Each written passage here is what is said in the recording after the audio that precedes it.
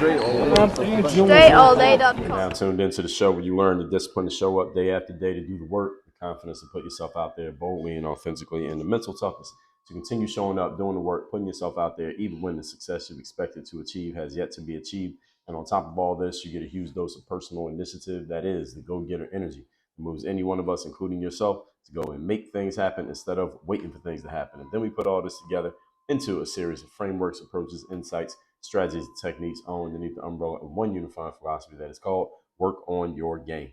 My name is Dre Baldwin, also known as Dre All Day, and welcome to the show. And today's topic is facts. Facts are not the truth. Before we get into this, I remind everybody, I send out a text message every day, guaranteed to have you focused, sharp, and on point to start your day. It's called the Daily Motivation. You should be getting this text. All you got to do to get it is join my text community. My number is 305-384-6894. Once you text me, we'll tell you some options you have for receiving messages from me. We also send out a weekly motivation called the Monday Motivation every week, every Monday. So just text me and we'll tell you where we go from there as soon as you get into my text community completely for free.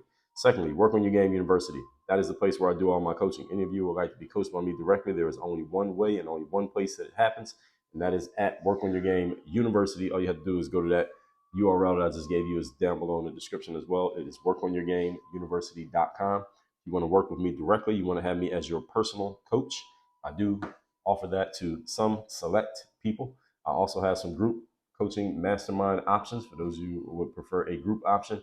We want to make sure we got a little something for everybody who is serious. We don't have something for everybody, period, because some people just ain't at that level yet. But the people who are serious, we got something for all of you. Go to workonyourgameuniversity.com and see for yourself.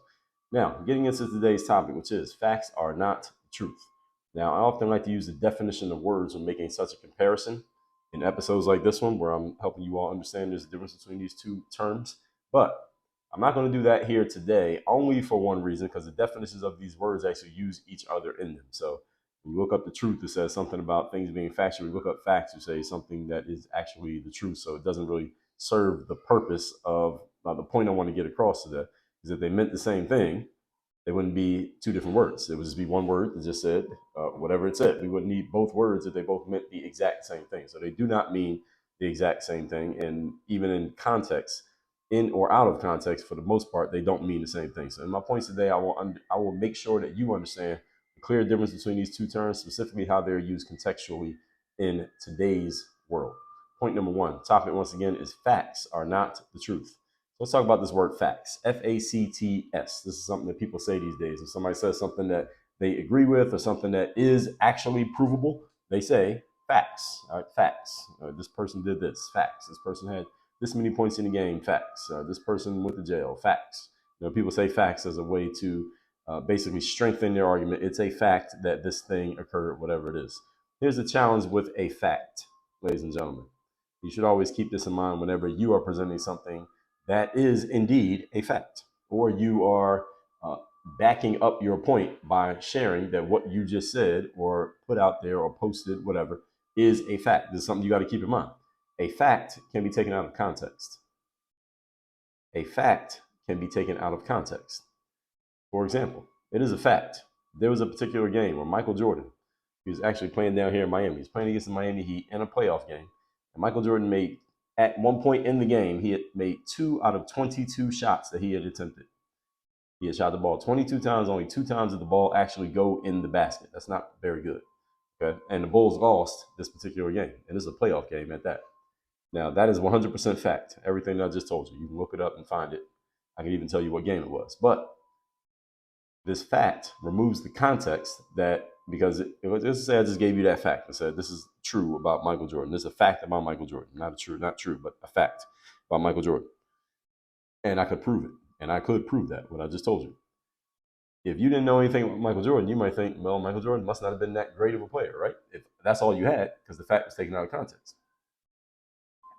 However, when we add the context that most of Michael Jordan's games didn't look like this one that I just described, and that the Bulls also won most of the games Michael Jordan played in as opposed to losing them, and they, especially in the playoffs, then that changes the entire story of what you just heard, even though the fact does not cease to be a fact. Just because something is a fact, it doesn't give you the whole story of what actually happened. So this is the challenge with factual information, folks, is that is easily taken out of context. And this is what people do these days. They take facts out of context, then they wrap them around a little bit of story and some hyperbole, and then they present it as a truism when it actually is not. And this is where and why journalism has gone completely off the rails in the world, period. And we don't really have journalists anymore. We have basically hustlers, people who just decide what their agenda is and they handpick the facts that serve their purpose. And then they build a neat little story around the facts that they have, and then they defend themselves with the facts when challenged.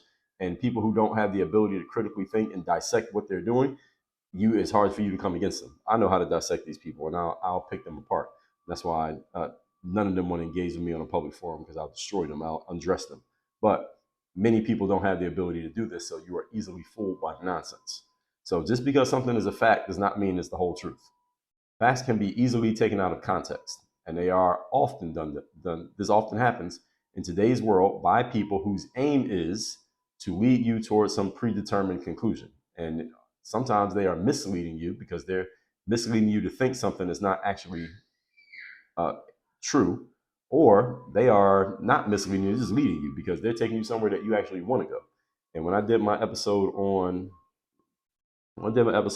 race hustlers back in episode 1824. Now, explaining the race hustler. See, the race hustler is not really misleading a lot of their followers. The biggest race hustlers out there are not really misleading their followers, because a lot of the people who follow race hustlers actually want to believe everything that the race hustler is attempting to conclude. They want to believe it. So you're not misleading me if you're telling me something that I want to hear.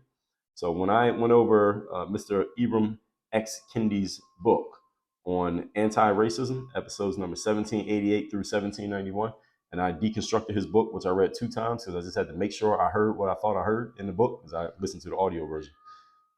Even Kennedy's followers are not being misled by him because they want to believe everything that he's saying. So see, when you want to believe some nonsense, then you're not being misled. You're just being led.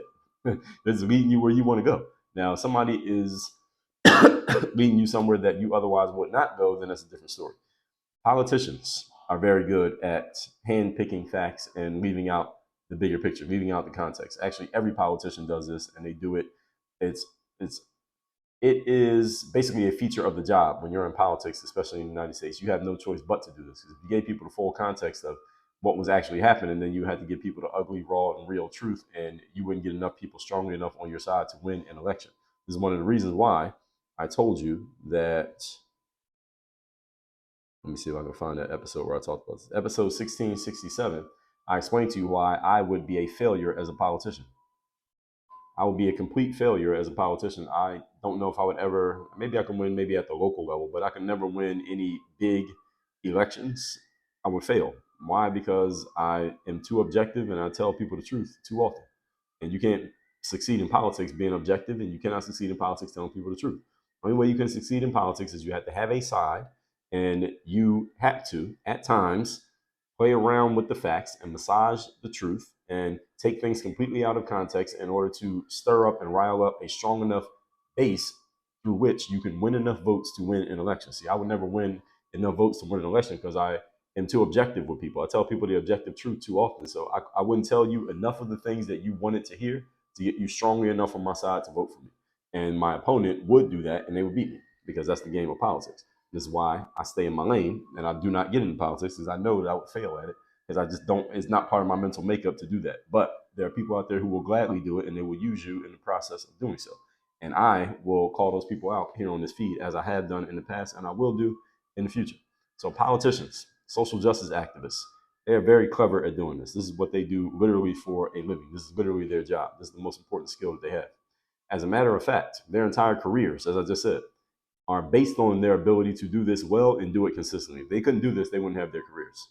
See, I couldn't be a social justice activist simply because I can see the other side of things too well to sit and lie and act like I don't see what's on the other side. And again, I wouldn't get people excited enough to follow me, because I would tell you too many. What's the word I'm looking for here? Too many truths that would calm down your emotions. Let's just put it that way. Because whatever side you're on and whatever way you are strongly leaning, if I told you some truths that would kind of throw cold water on that energy that you have, then you would probably not like me as much for telling you the truth. People get mad at you when you tell them the truth. And this is why people take facts out of context these days. This is exactly why and how it happens, because people don't really want to hear the truth. Everybody says they want to hear the truth, but they don't really want to hear the truth, because the truth is often much uglier than we like to paint the picture of it in our minds. So most people go through life wanting to be misled and lied to, even though everyone seems to take umbrage and offense when they find out they were misled and lied to. But we all look for it every single day, all day. So anyway, to take it even further, there are many people out there who are susceptible to these tactics and are easily fooled and influenced by them, as I just explained. And as a matter of fact, many of you want to be fooled and influenced by these tactics. You are not being misled. Again, you want to be led by these people who are telling you the nonsense, because the nonsense is the exact thing that you want to believe in. So there's a good business opportunity, in other words, in this for any of you. If you decide to get involved in influencing people with out of context facts, there's a great business that you can get involved in. There's a bunch of great businesses that you can get involved in. Politics one, social justice another. Then you can just start with those two, and there are plenty of others that I'm not thinking of off the top of my head. But if you want to get into politics or social justice, you better become good at taking facts out of context and using them to your own personal benefit. If you can't do that, you will fail in both of those spaces, and you won't have a long career. Moving on, point number 2. Today's topic, once again, is facts are not the truth. Let's talk about what truth is. Truth, on the other hand, is not just a fact. Because again, we can take facts out of context. Truth is the whole picture. And there is only one whole picture. There's not a side to the truth. See, there can be multiple angles and sides to facts. I could get on social media right now and start an argument with somebody. I present a fact and they will present a fact, and we both have accurate facts, but the facts seem to be conflicting with each other. We are battling with facts. I can come back with another fact. They can come back with another fact, and nobody's lying. Everybody's accurate, but our facts are fighting against each other. See, facts have sides. This is the thing. You can take a fact out of context. So there are a billion facts that can be proven in the universe. So we go back and forth on facts all day. You and I can both have completely accurate facts that seem to contradict or fight against each other. And again, we are both accurate. There are many personal and proprietary facts, meaning things that just apply to us personally, things that may pertain to you and your situation, and vice versa, things that apply to me and my situation. And again, 100% accurate. There is no such thing as a proprietary truth. However, there are proprietary facts. There are no proprietary truths. And the word proprietary just means something that belongs to you and only you. So you can have facts that belong to you because they just apply to your personal situation. But there are no proprietary truths. And there are no personal truths. You have personal facts as well. There are no personal truths. Oh, you thought there were personal truths? No, there are not any personal truths. Let me repeat it. There are no personal truths. I explained this in detail in episode number 2280.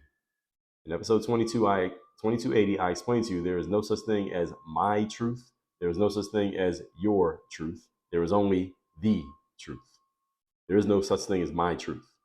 My truth, and I explained this in episode 2280. Go listen to it if you have not yet.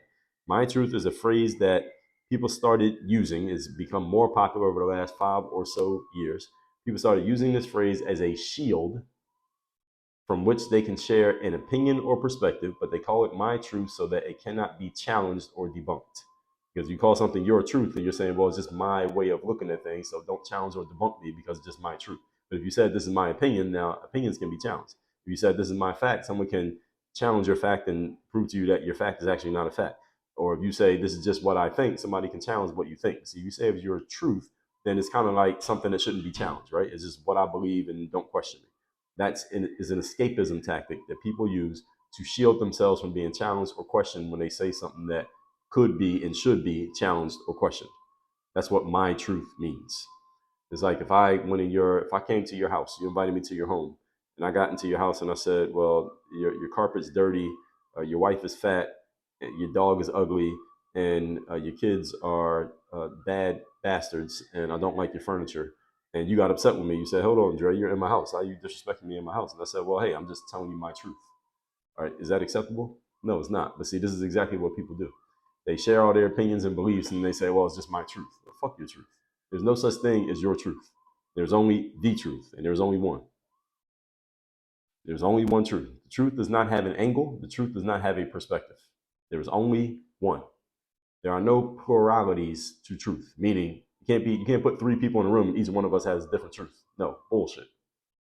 This is why when you take the stand in a courtroom, any of you ever been to court or you watch one of those shows like Law and Order or something like that, and a witness takes the stand, what do they have them do?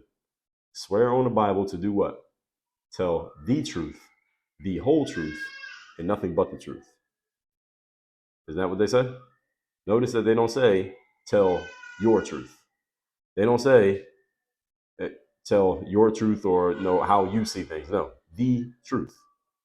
My truth is, again, a simple escape tactic that people use to block anybody from challenging their perspective. So any of you who's been using this my truth nonsense, extinguish that phrase from your vocabulary. There's no such thing. And again, this is a commonality, my truth. It's a commonality you see and hear from people who are attempting to lead you or persuade you to a certain conclusion while lacking the internal fortitude to defend their position against any formidable opposition.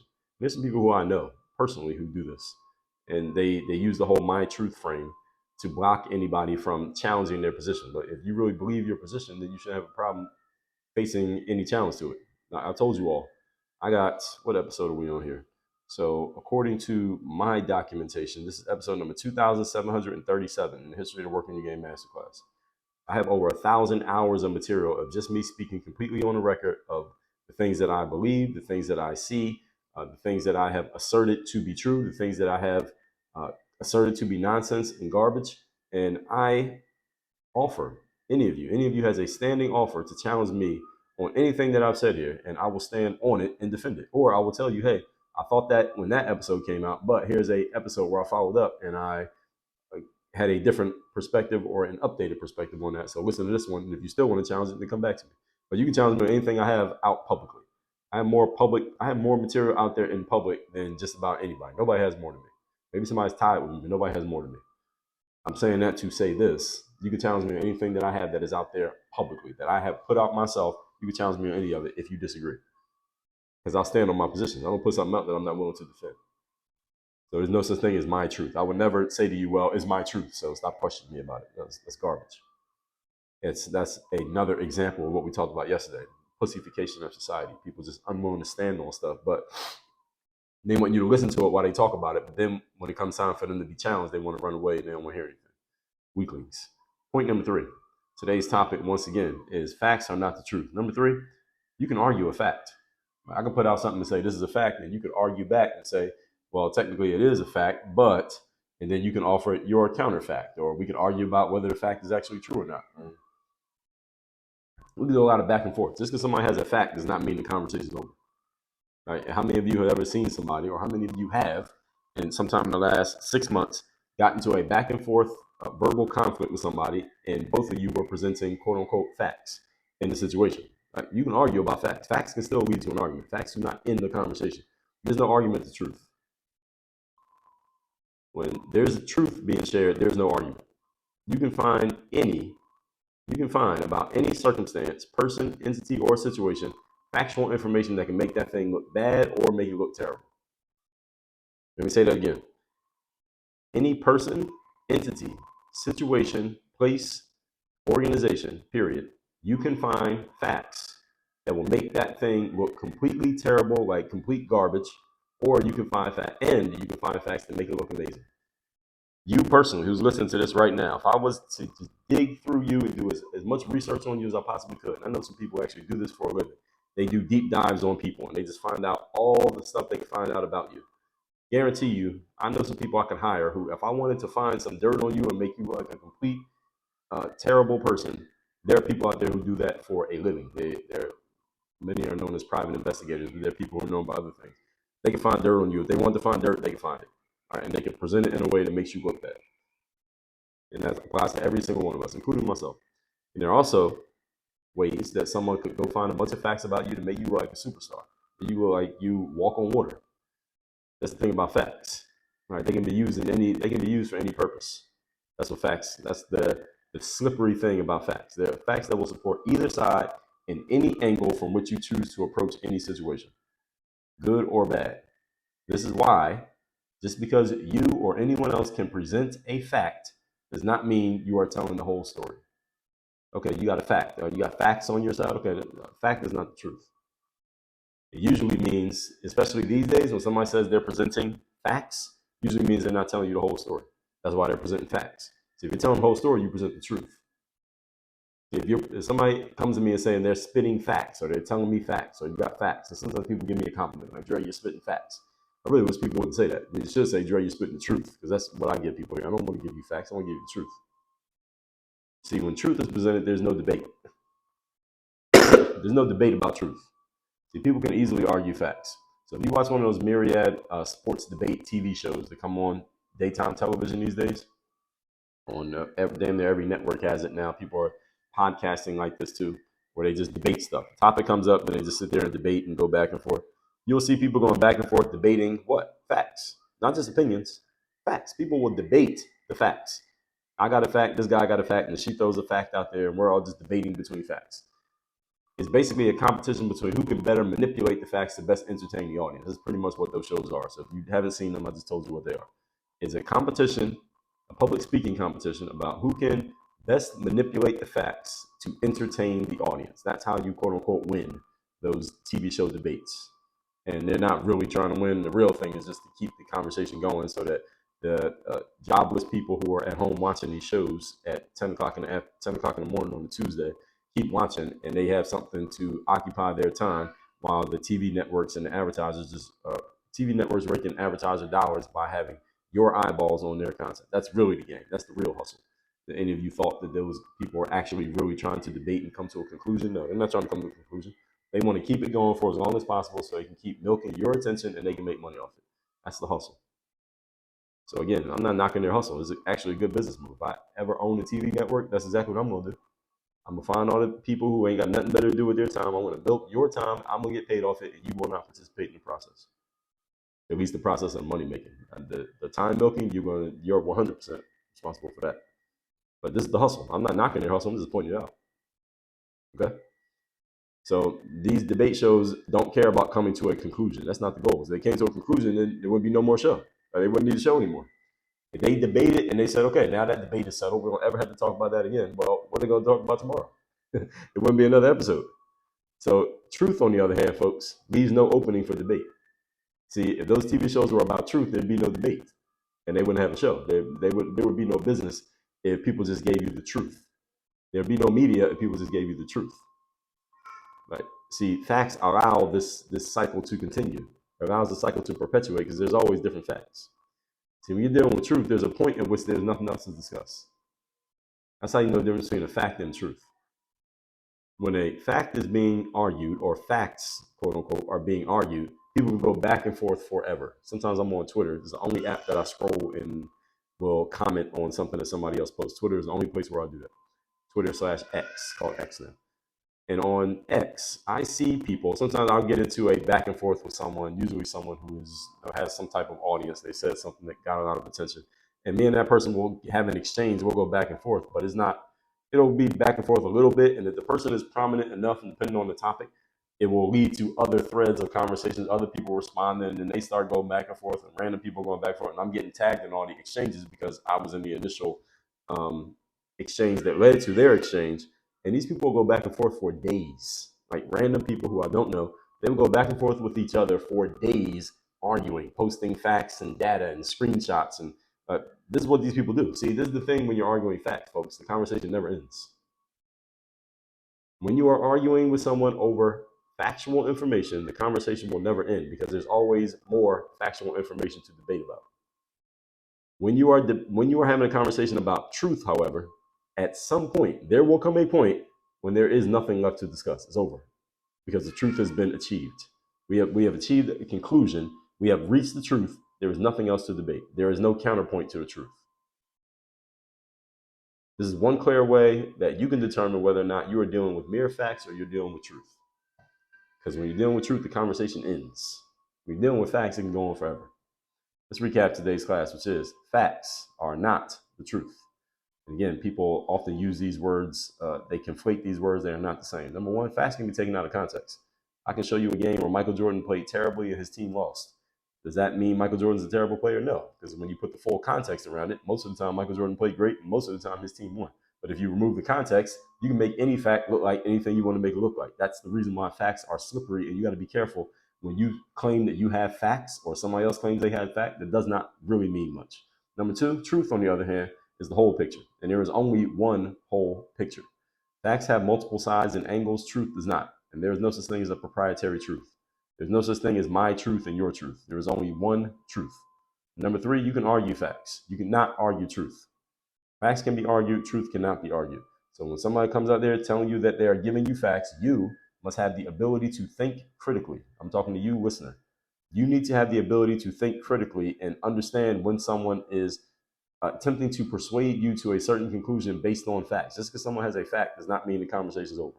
You just got to know how to ask the right questions, and you have to be able to discern someone's angle. I got episodes on every single thing I'm telling you here. Be able to discern someone's personal angle, i.e., what reason do they have to lead you to a certain conclusion, if any, and also to ask the right questions about what they're sharing to uncover whether or not they are basically dealing fairly, or they're dealing, fair is not the word, whether they are dealing honestly or dishonestly.